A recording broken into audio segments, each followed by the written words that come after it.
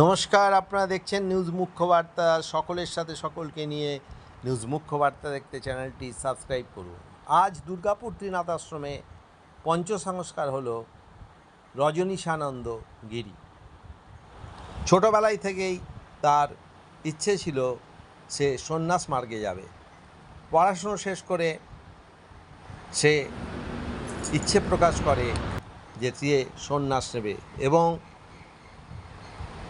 জুনাগড়ার রাষ্ট্রীয় সচিব শ্রী মহন্ত রঞ্জিতানন্দ গিরিজির সান্নিধ্যে আসে এবং আজ তার অভিষেক ও পঞ্চসংস্কার হয়। এই উপলক্ষে আজ তার জন্মদিনও ছিল এবং সেই জন্মদিনটিকে সামনে রেখে সে আজ পঞ্চসংস্কার হয় এবং এই উপলক্ষে আজ দুর্গাপুর ত্রিনাথ আশ্রমে একটি সাধু ভাণ্ডারেরও ব্যবস্থা করা হয়েছিল।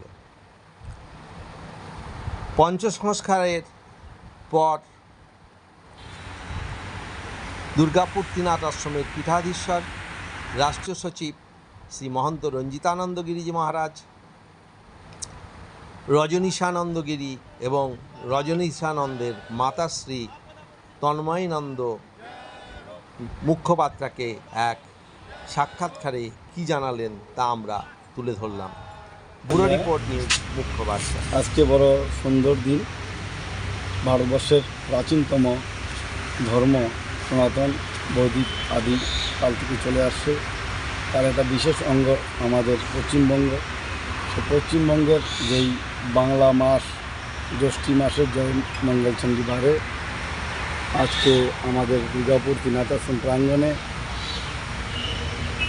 সদ্য আধ্যাত্মিক জন্মগ্রহণ হয়েছে, জুনাখালার সদস্যতা প্রাপ্তি করেছে এবং দুর্গাপুর ত্রিনাথ আশ্রমের শিষ্যত্ব লাভ করেছে সে স্বামী রজনীশানন্দ গিরি, যার এখনই পঞ্চসংস্কার সুসম্পন্ন হয়েছে।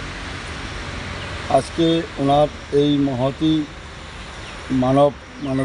মানবিকতা এবং সদিচ্ছার জন্য ওনাকে, ওনার মাতাশ্রীকে, ওনার পরিজনদেরকে, ওনার প্রতিবেশীদেরকে আমরা হার্দিক শুভেচ্ছা অভিনন্দন জ্ঞাপন করছি আর আশীর্বাদ দিচ্ছি দুহাত ভরে যেন ঈশ্বরের কৃপা রজনীশানন্দের উপরে বর্ষণ হয় আর ঈশ্বরের কৃপায় যেন সারা রাজ্যেই নয়, সারা দেশে নয়, পৃথিবী জুড়ে সুনাম খ্যাতি অর্জন করতে পারে এবং ঈশ্বরমুখী হয়ে, ঈশ্বরের শরণাগত হয়ে ঈশ্বরের শ্রীচরণে আশ্রয় নিয়ে থাকতে পারে।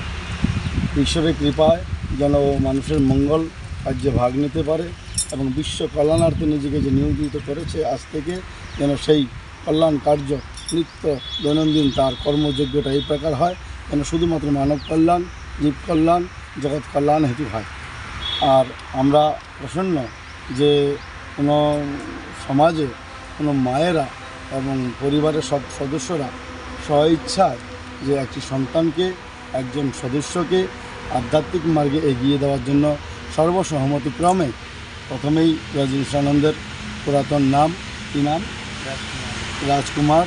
সে নিজের ইচ্ছা ব্যক্ত করে বাল্যকাল থেকে আধ্যাত্মিক জগতে ভক্তিতে পরিপূর্ণ এবং তার যে মাতাশ্রী তন্ময়ীমা, ওনার যে মাতাশ্রী মায়ামা এবং ওনার তন্ময়ীমার পিতাশ্রী, এইভাবেই বংশক্রমে ওরা ভক্তি মার্গে ডুবে আছে এবং ওনার ভ্রাতা আমাদের শ্যামা ভক্তিভাবে ডুবে আছে, আরাধনায় ডুবে আছে। সেই ধারা অনুযায়ী সে ভক্তির যে একটা বীজ রোপণ হয়েছে, যে রজনীশানন্দের মধ্যে সেটা এতদিন ব্যাপী উদ্দীপন হয়ে প্রকাশিত আজকে হলো যে তার একটা মনের যে ভাবনা, মায়ের কাছে করুণা ভিক্ষা চেয়েছে, ইচ্ছা প্রকাশ করেছে যে আধ্যাত্মিক জগতে সে নিজেকে নিজে নিয়োজিত করে বিশ্ব কল্যাণ, জগৎ কল্যাণ কী করে করবে। সেই জন্য মার্গ দেখিয়েছেন, গুরুচরণে নিয়ে এসছেন। আমার যে মার্গ, আমাদের পরম্পরা অনুসারে, আমাদের গুরু পরম্পরা আখাড়া দুয়ার যে পরম্পরা অনুসারে ওকে আজকে আমরা প্রথম অভিষেক করাই, তারপরে পঞ্চসংস্কার করাই এবং আগামী 2028 যে উজ্জৈন কুম্ভ হবে, মহাকুম্ভ, পূর্ণকুম্ভ, সিংহস্থ কুম্ভ, সেখানে রজনীশানন্দের বীর্য হবন সন্ন্যাস হবে, সঙ্গে দিগম্বর নাগা হবে। আজকের থেকে আমরা ওকে এই সাধনায় এবং এই কঠোর তপস্যায় ব্রতী হয়ে থাকতে পারা এবং হওয়ার জন্য, আর এই ব্রতী হয়ে আগে বাড়ার জন্য, ঈশ্বরীয় শক্তি প্রাপ্তি করার জন্য তার মার্গ দেখানোর সঙ্গে সঙ্গে তার সার্বিক সব কিছু প্রশস্ত হোক এই কামনা করছি, শুভেচ্ছা দিচ্ছি। আর ওর যে মাতাশ্রী, তাকে অনেক অনেক ধন্যবাদ দেব যে নিজের মা নিজের সন্তানকে গুরুর চরণে সঁপে দিয়েছেন, গুরুর চরণে তুলে দিয়েছেন। প্রাপ্ত বয়স হওয়ার পরে ছেলে নিজের বিবেক থেকে, নিজের মন থেকে, নিজের ইচ্ছার থেকে, নিজের আত্মার থেকে আত্মা জিজ্ঞাসু হিসাবে সে আজকে আধ্যাত্মিক মার্গে পদ অবলম্বন করেছে। তার জন্য এই মানবিকতা, এই মনুষ্যতা সার্বিক জীবনে সুসম্পূর্ণ হয়, সফলতা হয়, এই কামনাই করছি। আমি বলবো রজনীশানন্দজি উনিও ওনার মত ব্যক্ত করুক। আর তন্ময়ীমা যে ওনাকে গর্ভে ধারণ করেছে, জন্ম দিয়েছেন, ভূমিষ্ঠ করেছেন এবং যার গর্ভের থেকে রজনীশানন্দের উৎপত্তি হয়েছে, সেই তন্ময়ীমা আজকে নিজের ছেলেকে আধ্যাত্মিক মার্গে গুরুকে দিয়ে আশ্রমবাসী নিজের সন্তানকে করে কতটা আনন্দিত এবং প্রফুল্লিত, ঈশ্বরের কাছে উনি প্রসন্নতা প্রাপ্ত করছেন, সেই বিষয়ে দুই শব্দ বলার জন্য।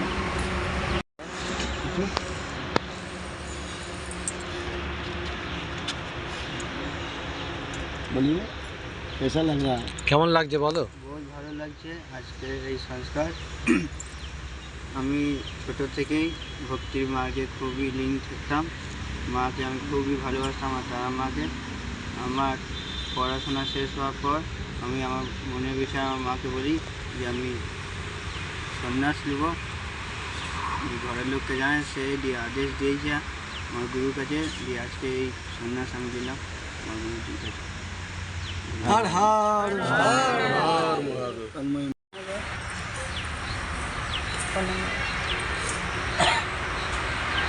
আজকে আমি খুবই খুশি, খুবই আনন্দ। আমার ছেলেকে গুরুদেবের চরণ দিয়েছি। আগে মায়ের ইচ্ছা, জানি না কতদূর এগিয়ে যেতে পারবো আমরা। হর হর